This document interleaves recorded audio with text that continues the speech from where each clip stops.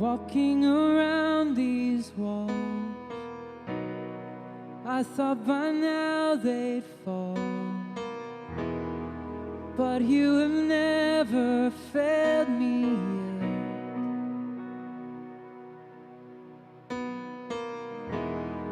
Waiting for change to come, knowing the battle's won, for you have never failed me yet.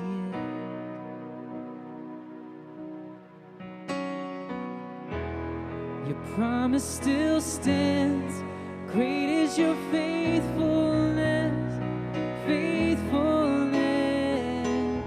I'm still in your hands, this is my confidence, you never failed me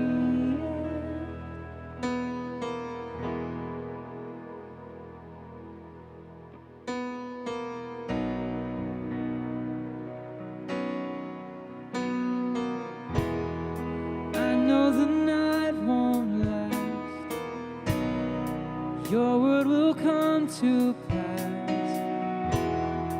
My heart will sing your praise again. Jesus, you're still enough. Keep me within your love. Oh, my heart will sing your praise.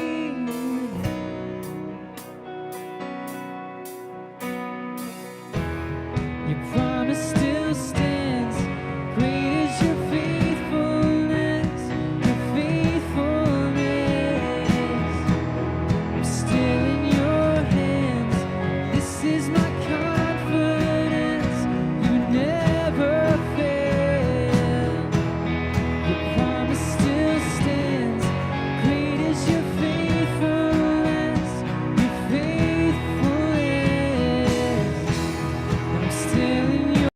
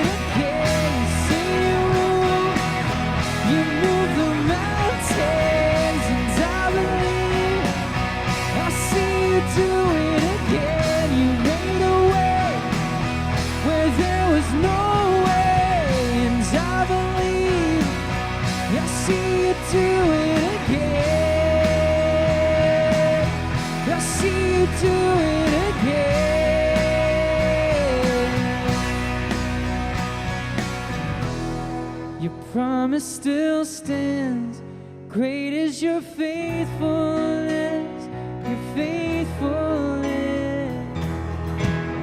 I'm still in your hands, this is my confidence, you never fail. Your promise still stands, great is your faithfulness, your faithfulness. Still in your hands, this is my confidence, you never failed me yet, you never failed.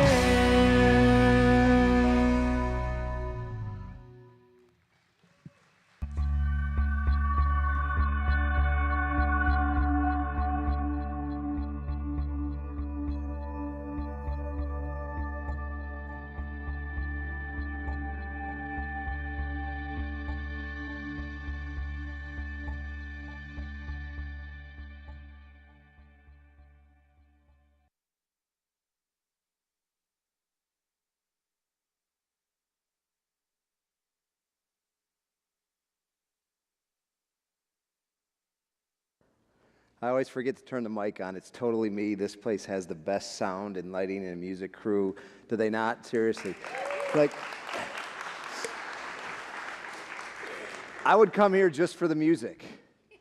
It's that good. I mean, even the drum aquarium back there, that's awesome.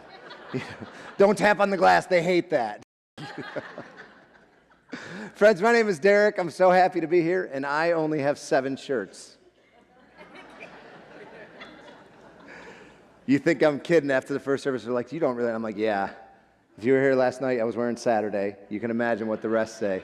Everything I own fits in one bag. I don't have an apartment. It's a great way to live, man. I'm one of those weird people that does that. I travel the world. One of my favorite places to be is right here. I love this place. I feel home when I come to Springcreek, man. So thank you for letting me be here.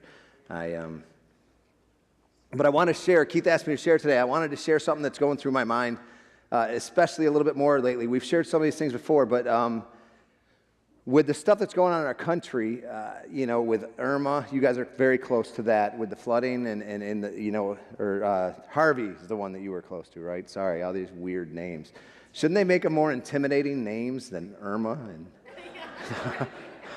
Harvey? Come on, I'm not afraid of Harvey, Anyways, there's things like Irma's coming up the coast right now in Florida, and all I can think about is that there's probably a woman that's 85 years old, doesn't have a lot of family, in a trailer in Florida, and she doesn't have a car to drive 12 hours to evacuate or whatever, and that thing's coming with 150 mile an hour winds.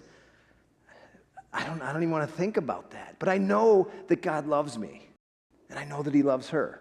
How does that play into his story? I don't get it, man. I get frustrated. Sometimes. I don't know why God allows the storms in our life. You get ready for a storm. You can stand there with an umbrella. You're ready. You know it's coming. You want to be strong. Everybody says be strong, and you're like, I'm trying. You're like this guy. You're ready. I'm gonna get it. And the storms come in the weather, but they also come in our lives. And then this happens. Anyone relate to that? Has that happened to anyone in your life? Clap if you know what I'm talking about. Have you ever felt like this in your life? Yeah. And I know that I'm supposed to trust God. I mean, I know that he loves me, but this storm, how can this possibly fit into a plan of a God, a creator that loves me? And it makes me so frustrated. Are you guys with me on that? I mean, sometimes I just want to be like, why? If you love me, why do these things happen? And I'm talking about big stuff like cancer and death and divorce. Abortion, things that they hurt, man. They're big, but I know that God loves me, and it frustrates me. I'm just being honest with you. And there's a couple of things that help me to lift my chin a little bit. Number one, I realized from reading the Bible that my job, friends, is not to understand God. He's God. I'm Derrick. It's like, really, if God was small enough for me to understand him, he wouldn't be big enough for me to worship him. You know what I'm saying? My job is to trust him. I'm a simple guy. Simple doesn't mean easy. It's simple to do that. I can focus on doing that. Doesn't make it easy, but it's simple. That's what I'm going to focus on. So that gives me a little bit of comfort. And then my source of truth is the Bible. So in the middle of this, the biggest storm of my life was when I had an injury that left me paralyzed on my left side. I can't use half my body now. I lived in a wheelchair for a long time, brain surgery, all that. You do the YMCA, I do the LOL, Stupid. But in the middle of the biggest storm of my life, I read a verse that I had read before, probably several times, but it meant more to me. Paul was writing in Philippians 4, chapter 4, verse 12.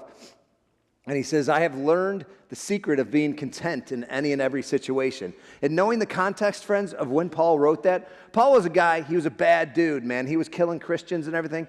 Changes his life around completely, becomes the biggest presenter of the gospel other than Jesus, writes most of the New Testament, and he is beat up, put in chains, eventually killed, because he loves Jesus. That doesn't make any sense to me, man. I definitely don't understand that. I know I'm supposed to trust God. And he wrote this when he was in jail for doing nothing wrong, for doing everything right. He's in jail, and he says, I've learned the secret of being content in every situation. And he was in the middle of a storm that's bigger than anything I'm ever going to experience. He was going to be killed for it. So if he writes this and there's a secret to being content, I'm like, all right, first I want to figure out what content means. So I went to the dictionary because it was before Google. And it said, the state of being contented.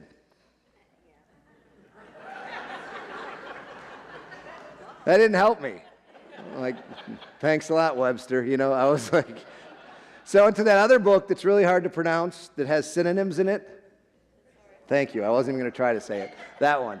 And these are what, it said gladness, satisfaction, happiness, pleasure, gratification, ease. Do those words just make you feel good? Anybody? Especially in the middle of a storm in your life, does anybody want those things? Raise your hand if you want those things in the middle of your storm. Well, awesome, because guess what? Paul said in the Bible, and I believe that the Bible is true, that we have a secret to that in the middle of your storm. And your storm is big, and it's real, and it's part of your life, and it hurts. We have a secret to those things. And I'm like, wow. I want it, Paul. I'm in the middle of a giant storm in my life. I don't understand why God allowed it. I have a secret. I'm like, that's awesome. But then he doesn't say what the secret is right away. I'm frustrated again. I get frustrated a lot, clearly. It probably has something to do with the intelligence level. But I kept reading. I read other areas and other things that Paul's talking about. I'm like, I wonder what he says is a secret. So I read this verse in Galatians chapter 5, verse 6, and I put on the bottom 6b because the first part talks about circumcision, and I'm a guy, and I don't want to talk about that right now. But understand that in this verse, Paul was addressing people that were arguing over silly things that didn't matter. And in that day, one of those was circumcision. You can't go to heaven unless you do that and all this. Things that the church today would argue about, like you got to dunk to baptize, you got to sprinkle to baptize, you have to have pews. No, you can have chairs. I don't know, some people don't want to paint their whole church orange. You know what I'm saying? I love orange, don't get me wrong. But people argue about silly things, and Paul was addressing it. It wasn't any different back in Paul's time. And he says, these things have no value. Because of Jesus, they have no value. The only thing that counts. Now, friends, if that's in the Bible, the only thing that counts, I want to know, say those words with me. The only thing that counts.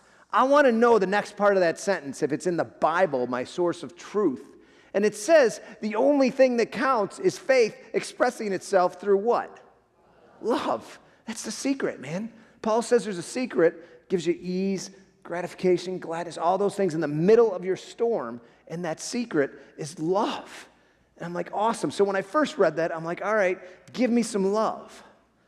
Like I want someone to love me. I want God to love me. And it just became a thing of like, I want that secret. I want something to give. And then as I grew and matured, I realized that it's not about what I'm going to get and what I'm going to get and what I'm going to get.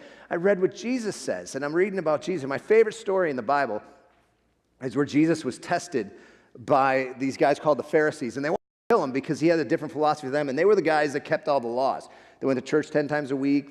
When they were giving an offering, they showed you they were putting it in, and they were all about the rules. You can't go to this movie. You can't hang out with these people. You definitely can't smoke.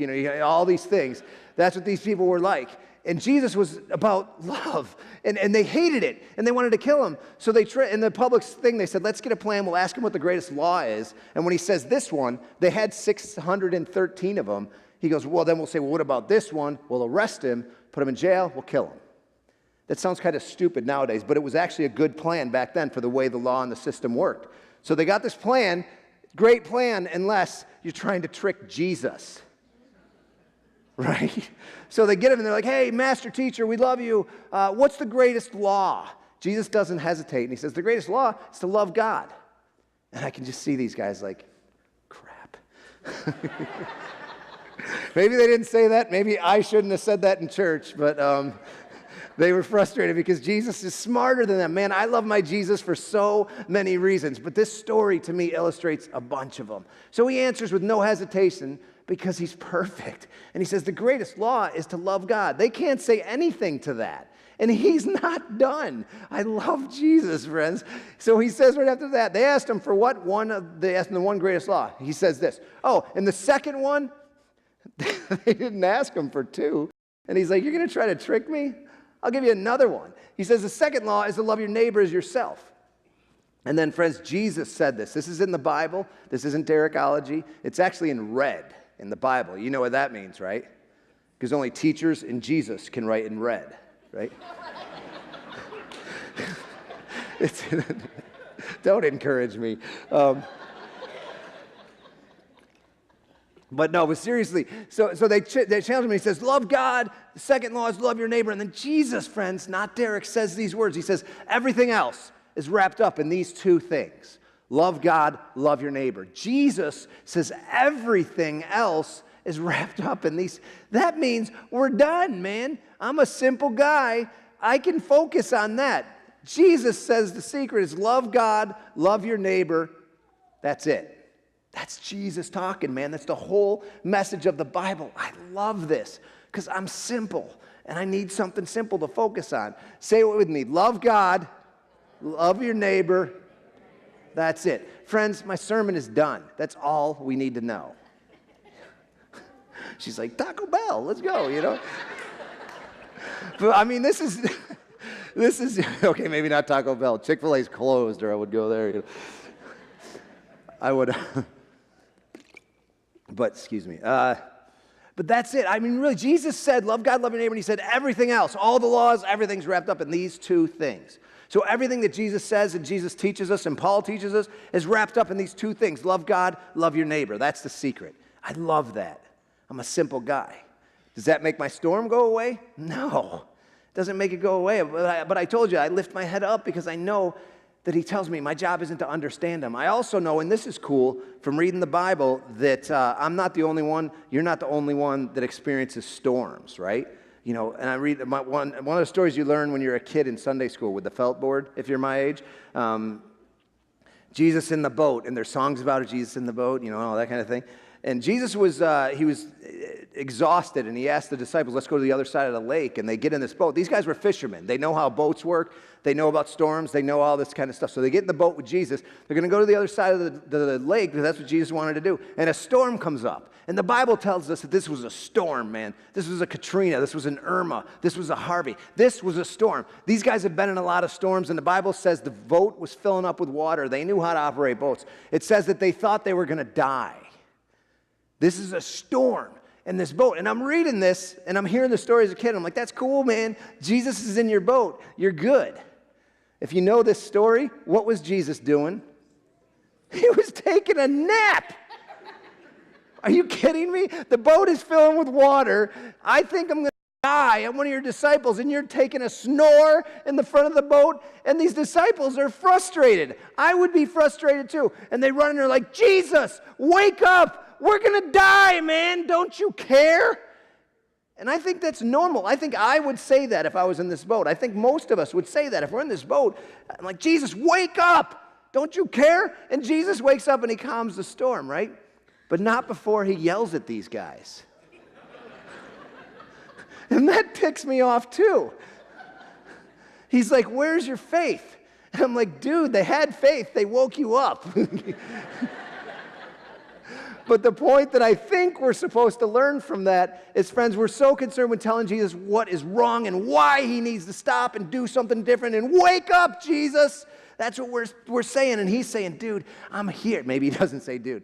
Jesus is saying, I'm here, man. Love God, love your neighbor. That's it.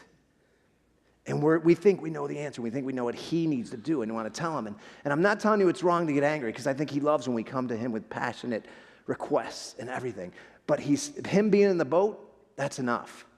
We don't have to tell him what to do. We just have to be there with him. So I read that. I'm like, man, that's cool. I need to just love God, love my neighbor, focus on that, and I'm going to have storms.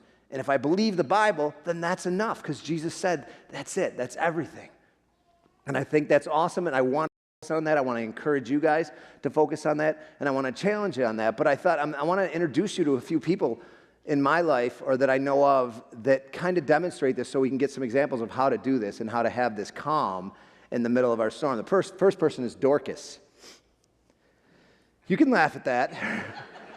Her name's Dorcas. That's not an actual photograph, but she's a woman in the Bible. And I love the Bible for so many reasons. There's stories in there that you may have been in Sunday school and done the whole gamut like I did, and I never knew about Dorcas, you know. But when I read it, I'm like, cool, man, her name's Dorcas.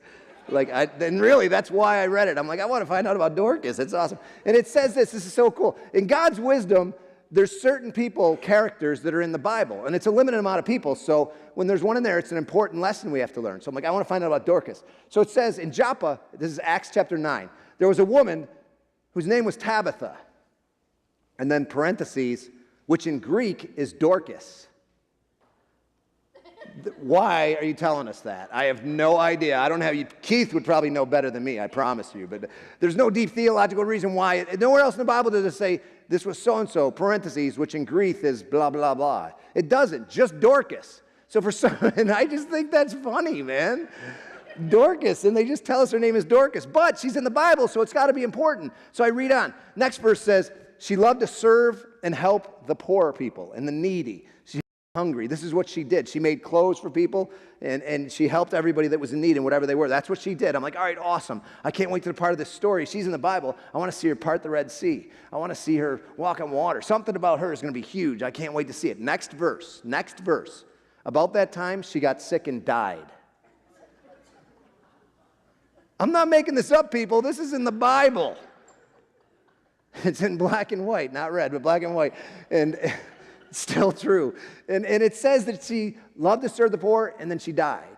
I'm like, really? Like, this is what we're putting in there? This is a big, but okay. And then, I love this, man, because it's so real. The stories in the Bible are so real. The people that she loved and served in this town, Joppa, they were so overwhelmed by her death. They ran and they found Peter. He was in the area preaching and healing and stuff. And they get him like, you got to come. Come here, Peter, come here. And they showed him. It's so visual to me. I think that way. They're like, Peter, look, she made me this robe. And when I was hungry, she gave me food. And they're telling Peter about all the things that Dorcas did for them.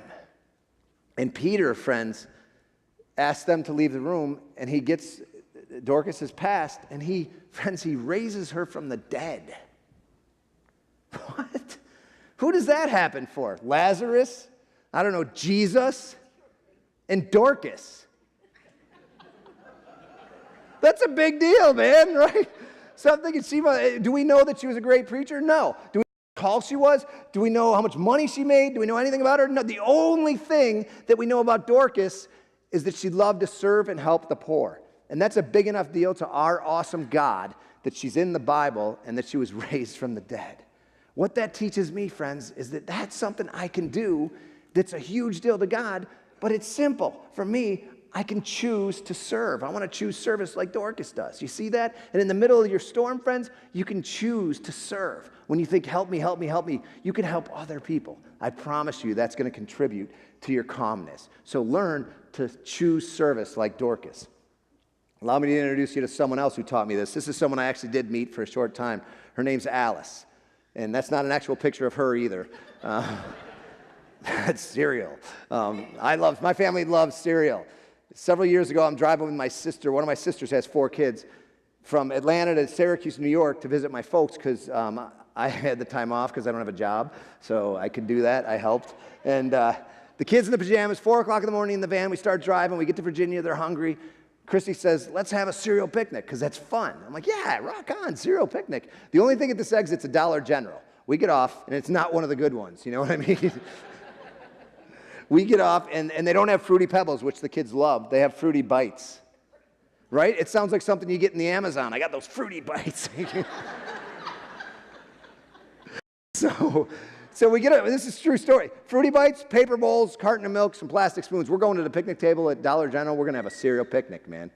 There's no picnic tables. There's no chairs. There's no nothing. But I'm Derrick Tennant, man. Check out my nephew, Charlie. Here's my niece, Kelly. Now, before you call Child Protective Services on me, check out the next. I mean, look at the smiles on their faces. Look at the next picture. Here's me. That's my sister saying, stop taking pictures. You see her in the back. She's like, I don't want any proof of this. Katie's not having a great time. She's in the cart there. She's about done. But you can see we're having a blast. And what I didn't know at this time, if you look, you can barely see it. A van was pulling up. And when I took this picture, I had no idea. That van pulls up. We're sitting there in our pajamas eating Fruity Bites out of paper bowls on a trash can. And this van pulls up, and this sweet woman gets out. She's walking into Dollar General. And she gives us money.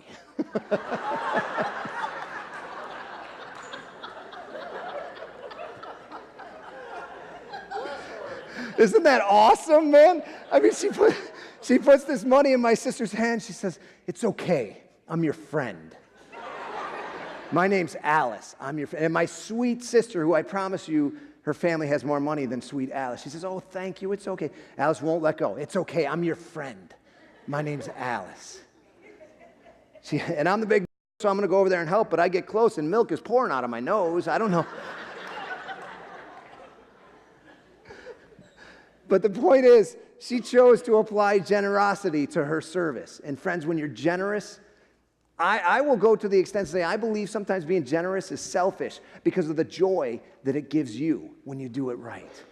I'm telling you, think about the most generous person you've ever met in your life. There's no way I can know who you're thinking of right now, but I would bet the farm that that person is happy. Right? That's not Derrickology, friends. That's just truth. That's a principle. When you're generous, it makes you happy. It makes the recipient happy. It makes the world happy. Sweet Alice was generous. She gives us this money. And we get to Pennsylvania. The kids are like, why are you guys still laughing? What happened? They didn't even know. So we tell them what happened. And as a family, we decide to give that money to a guy that really needed it. We think. Maybe he's preaching in Poughkeepsie right now. This crazy homeless family gives me the news.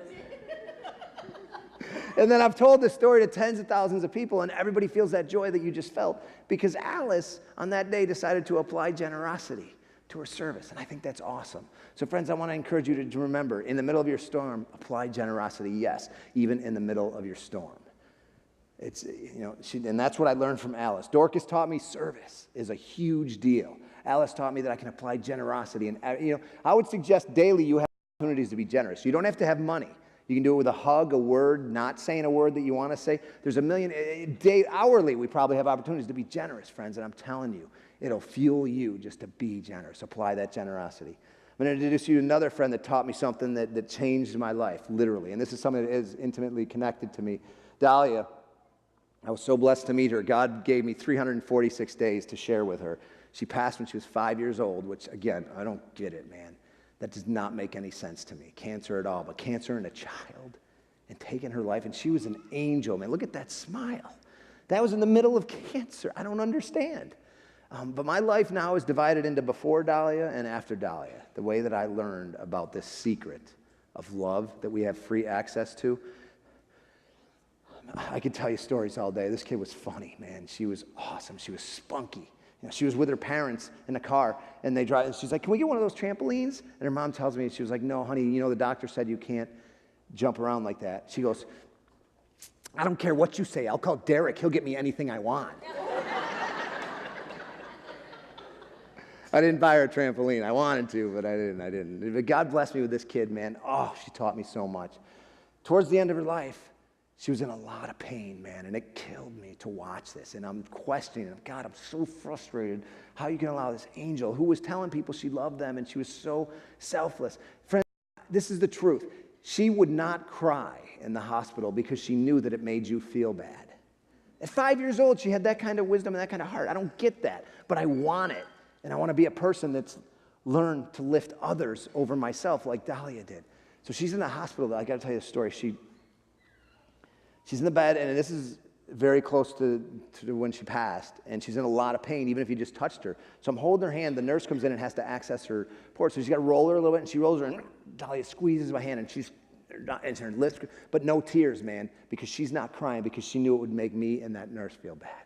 I don't get that, but I want it. And this nurse starts to cry. They knew Dahlia, and they knew how this happens. And the nurse is crying. Man, this changed my life. Dahlia, in her flawless little hand, she reaches up. She puts it on that nurse's arm. And she says, "Are you okay? Are you kidding me?" In that moment, she should be saying, "Give me some candy. Get me out of this hospital. What am I? I'm a kid. I should be playing." And she's concerned about this nurse who's got a tear because of Dahlia's torture. Man, that is lifting others above yourself, and I want to be a guy who does that. Please learn from my angel friend Dahlia to lift others, man. Dorcas told us that we can choose service, and it's a big deal to God. Alice, sweet Alice with the cereal, taught us that we can apply generosity to all areas of our life, and it'll change you, and it'll change the world. And man, Dahlia, my angel, taught us that we should and we can lift others above ourselves, man. That is love, and that secret will give you the calm that you've never dreamed of in the middle of your storm. There's one more person I want to introduce you to, and a lot of you know her, It's my sister, my other sister, who some of you have met, and I know you've met her because when I saw you before at church, I was like, hey, where's your sister? I think you guys like me, but I know you love my sister. She's not here today, but she made a little video. We made a little video I want to show you. She has taught me in a way, friends. We say a lot of times, well, I'm not a speaker. I'm not gifted at giving. I'm not gifted at doing this. I'm not that. I'm too short. I'm too fat. I'm too smart. I'm too what, We say all these things. Friends, is God perfect? Yeah, he is. Did he make you? Yeah. Then he didn't make a mistake, man. I don't think God was making Derrick and he was like, oops, and now I'm paralyzed on my left side. I don't think that happened.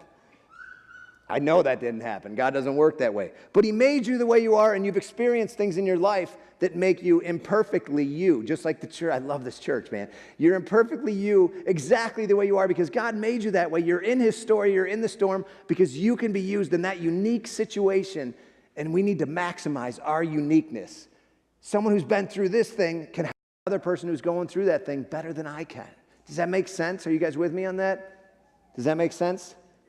Awesome. Because you have uniqueness, friend, and it's intentional from God. And you need to maximize that uniqueness. And I'm telling you, Julie, my sister, who's awesome, has taught me this in an incredible way. She's not here, but allow me to introduce you to my awesome sister, Julie. Hi, I'm Julie Tennant. Nice to meet you. I have Down syndrome, which means I have an extra chromosome. My grandpa called it a love chromosome. I love being kind to people and being patient. I'm that kind of person. Derrick is my brother and the second in the family. I'm Derrick Tennant. I get to travel all over the world with my awesome sister, Julie. Don't say something, but I won't cry. Derrick calls me his hero. That's why I love him. These are happy tears, if you see my tears. We're both handicapped. I have Down syndrome. My left side is paralyzed. I can't use the left side of my body. But we both love our lives. I do CrossFit. I flipped a 188-pound tire with a tad help when I did it. And I lift 85 pounds. I'll show you why. Don't worry, I'll put it away. Julie has done so much to encourage not only life, but just joy. She started her own t-shirt line, and you should see these shirts. I am slow to learn, and I made a t-shirt. This is not my size, by the way. This is, I'd rather be slow to learn than slow to love. The reason Julie even has a t-shirt company is because her job, the place went out of business and she couldn't find another job. She started just drawing her thoughts, and her first shirt, which is perfect, says, I love my life, because she does. We all have negative in our life. There's always a positive. Yeah, she's got Down syndrome. I'm paralyzed, but friends, we love our life.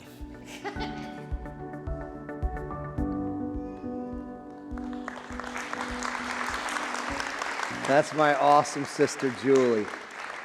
Is she amazing, man? A lot of people will tell you Down syndrome. Oh, I'm so sorry. The poor thing. Julie celebrates that extra. She mocks me because I didn't get the chromosome that she got. Shut up, you don't have it either, man. Isn't she awesome? Man, she has maximized her. Yeah, you can clap for her again, everybody. I'm so blessed to be able to travel with her, to learn from her. Julie's my best friend and my hero. And she's huge, right? You see that thing? Wow, she's awesome. She's taught me so much, man. But she maximizes that uniqueness that a lot of people would see as a flaw. And it taught me that I want to do that. When I got paralyzed, Julie was an example for me not to be like, oh, I'm paralyzed. Caught a fish this big. Oh, jeez. See, if I had two hands, I wouldn't have done that. That's stupid. I'm sorry. But friends, I learned from these people that God has placed in my life. And I know you have storms in your life, and they're big. And it's frustrating. You don't know why. And you want to be like, Jesus, wake up. Don't you get it? We're going to die. Get up. Don't you care? Just like the disciples, that's what I want to say. And I do say to Jesus sometimes. I think a lot of us can relate to that. But here's what I want you to think about. God said through Jesus in red letters, love God, love your neighbor. That's it. That's what he taught us. And I want to imagine for a second a world where we did that. What if we all did that? What if we all, let's check this, if we chose service like Dorcas? What if we applied generosity like Alice? What if my sweet Dahlia, learn from her? What if you lift others like Dahlia does, Al? And what if you maximize your uniqueness like Julie? What does that spell right there, friends? Calm. We have direct, free access to that in the middle of our storms. And that's in the Bible. That's not me making it up, friends. We have that. And our job in that is not to figure it out or to understand why or know all the answers or anything. It's simply to love God, love your neighbor. That's it. And God promises that we have calm. But I know it, and I'm doing this, and I'm on a church stage, so now I'm like, okay, we all should, all right, everything's great, goodbye, awesome, no more sadness. It doesn't work that way, because you still got storms. Nothing in your life changed in the last hour that your storm is gone. It's still there. Cancer, divorce, job, all that stuff is still there, and it frustrates me, man. And I still do this, like I think a lot of us can relate. Let's pretend you're in that boat with Jesus in that storm, and you're a fisherman and you get it, and this is a storm, man. It's filling up with water. If I'm in there, I'm telling you, I'm going, Jesus, wake up. Don't you get it? We're going to die. Do you even care? And then he'll get up and calm the storm and probably yell at me for not having faith, right? Because friends, here's what we do. We know that Jesus is in the boat, but we got to tell him what to do when it's enough for him to be in our boat, friends. And then I think about, well, what about Julie? Julie and Dahlia, I was blessed to, and still I'm blessed with Julie, to live with, to share time with, to spend time and to learn from. Dorcas, great story. Alice, I had a couple of minutes and learned great things. But friends, I think about what if Dahlia was in that boat? Literally, Dahlia, 5 years old, was in that boat. What if Julie was in that boat? And I think, friends, I know that they would also run to Jesus. But they're not going to be like, Jesus, wake up! Don't you get it? We're going to die. Do you even care? They're not going to do that, friends. You know what they're going to do? God tells us that we should come to him like a child. You know what these two would do? They would run to Jesus, and they would probably get up in that bed with him and snuggle with him, man, and get as close to they possibly could to him and just hold on. And you know what? They would absorb his calm that we are promised, friends. When we want to yell at him, I'm telling you. Have you ever hugged a Down syndrome child, man? It's like no other hug. They just absorb you. They're not worried about nothing, what you think or care. That's the way we need to hold on to Jesus. He's in your boat, man. I know the storms are big. We want to yell him, what is wrong? Wake up, and all that. Run to him, friends, and just get as close to him as you can. I promise you, that's what Dahlia, that's what Julie would do. That's what we're supposed to do. Get as close to him as you can in that storm and just hold on. I want to read one verse before I leave. It's Psalms chapter 4, verse 8. My one-handed Bible here on my phone. It says, I love this. It says, in peace I will lie down and sleep. For you alone, Lord, will make me dwell in safety. That's in the Bible, friends. That makes me, I just feel good when I read that because I want that peace and know that he's going to be with me in safety. And it's not because I'm going to say, wake up, Jesus. It's because he's there and I can get close to him and he's in my storm. Friends, he loves you. Let's pray. Father, I just thank you for the way that you transparently love us. I thank you for the freedom that we have in this awesome country. I thank you for a place like Springcreek where your service, your generosity, your lifting others, and your uniqueness is so evident. I thank you that I have access to my friends here. And God, I pray that you give us wisdom. Help us to see in the middle of that horrible storm that we have direct, free access to love you, love our neighbor, and that's it. We love you, Father. Thank you. Amen. Thanks, guys.